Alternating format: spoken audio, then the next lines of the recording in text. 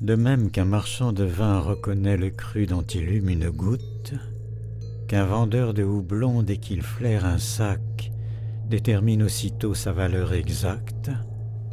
qu'un négociant chinois peut immédiatement révéler l'origine des thés qu'il sent, dire dans quelle ferme des Monts-Boé, dans quel couvent bouddhique il a été cultivé, l'époque où ses feuilles ont été cueillies, préciser le degré de torréfaction, l'influence qu'il a subie dans le voisinage de la fleur de prunier, de l'aglaïa, de l'oléa fragrance,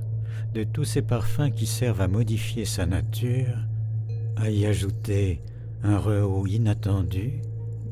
à introduire dans son fumet un peu sec un relent de fleurs lointaines et fraîches. De même aussi, des esseintes pouvaient, en respirant un soupçon d'odeur, vous raconter aussitôt les doses de son mélange, expliquer la psychologie de sa mixture, presque citer le nom de l'artiste qui l'avait écrit et lui avait imprimé la marche personnelle de son style. Il va de soi qu'il possédait la collection de tous les produits employés par les parfumeurs.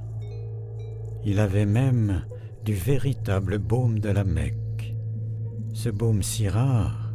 qui ne se récolte que dans certaines parties de l'Arabie pétrée et dont le monopole appartient aux grands seigneurs. Assis maintenant dans son cabinet de toilette devant sa table, il songeait à créer un nouveau bouquet et il était pris de ce moment d'hésitation bien connu des écrivains qui, après des mois de repos, s'apprêtent à recommencer une nouvelle œuvre.